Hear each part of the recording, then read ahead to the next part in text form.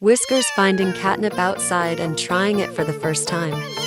Looking curiously, knowing maybe he should not do this, but he does anyway. He is hooked. His life will never be the same again. Never feeling this happy before. Seeing things that aren't there, but he does not care. He is fully living in his moment. Feeling better than he's ever felt in his life. His friend Miles, coming to hang out with him, but seeing the catnip everywhere. Miles goes to tell their friend Luna that there's something wrong with Whiskers. Luna sleeping peacefully with no care in the world. Waking Luna up and they head inside the house to confront Whiskers. They find him covered with catnip.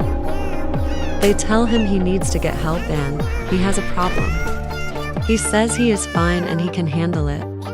He tells his friends to leave and that he doesn't have a problem. They are acting crazy. He continues to indulge in the catnip with his friends, leaving him behind. Alone in his house, he goes back to what he was doing. Free to experience the blissful feelings. He goes outside. But his friends are there. He accepts it. They will always be there for him. Him acting fine until they leave again. As they leave, he goes to get more catnip. After a while of doing the same activities, he lost his house and job from the consequences of his actions. He is now living on the street, free to make worse and worse decisions, letting his life slip away from him slowly. His friends come to confront him. He promises he will stop using catnip and start making money to pay for an apartment. They go over to Luna's house, playing in the garden. But Whiskers goes right back to what he was doing, using more and more. He wants to stop, but he feels like he can't. His friends are very worried for him. He starts to get angry with his friends, yelling at them and treating them poorly, breaking things and not seeing clearly. He hurts both of his friends in the process. Afterwards, he comes down from feeling anger to feeling ashamed.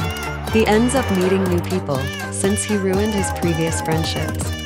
Staying up all night having a blast, listening and playing to hardcore music. Until he feels horrible the next morning. Feeling all alone. Once everyone leaves, he realizes they aren't his real friends. He knows he must do something to change. So he goes to a sober living house.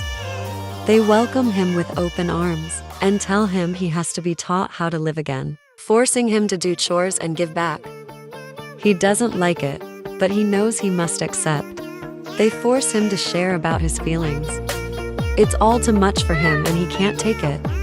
He goes back out to the street, looking for a sense of comfort, wanting to not feel anything anymore. He takes a nap in his mess. He wakes up and feels funny. His feelings of bliss turned into feelings of emptiness and sorrow. Feeling like he can't breathe anymore.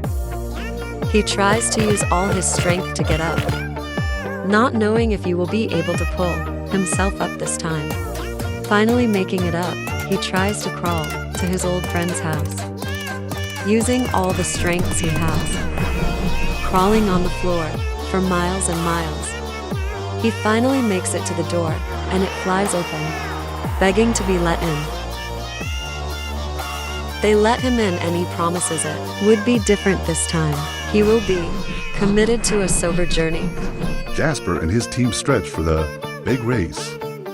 Ready, set, go. They keep at a steady pace. Rain or shine, they continue the race no matter what. Randomly team members fall. The medic is unable to find a reason. Other cats begin to become nervous, but still continue the race. The finish line is within eyesight. Whoa, whoa, whoa. Way to go. Happy about finishing, but the mood goes down.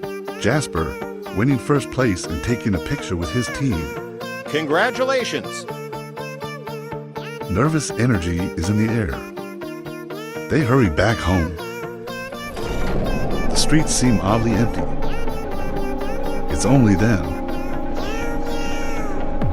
Everyone goes over to Jasper's house to relax. licking their wounds and relaxing, taking a well-deserved nap. The team gets some food and turns on the TV with shocking news. Everyone turning to each other, not knowing how to react to the news. Before anyone can say anything, the house catches on fire. Scurrying out of the house, they call the ambulance. After the ambulance puts out the fire, they try to rebuild. But it's no use. A tornado comes out of nowhere. Disappointed and tired, but they must find somewhere to go. Packing up some water and food to last them a while. They find an abandoned structure that looks suitable for tonight. They grab sticks to claim and protect their territory. Once they scare off intruders, they fix the structure a bit for safety. Finish building for the night. They get out the map and decide their path for the next day. Early the next morning, they start packing up.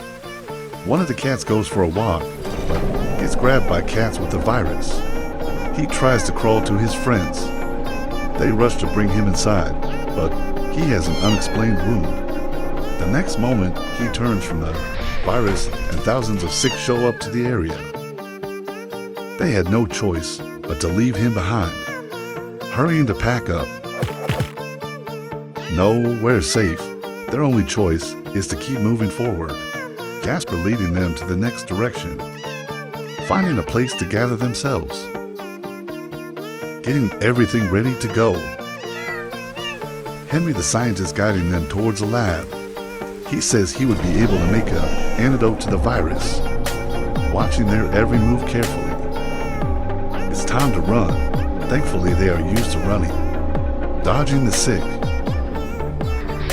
Jasper falls and the team quickly grabs him up. They took a moment to rest and strategize. But not for long. They know any moment they rest, they could be attacked. We are almost there. Not much longer. They make it to the abandoned science lab. Henry quickly works to create an antidote. Hopefully this works, but we have to test it out. Okay, everyone keep moving. They go to find an area to use the antidote. Finding an area of mass infection, Henry holds up the cure. Henry pins down one of the infected. Now, all they can do is wait. It worked perfectly. The journey to cure the world is now underway.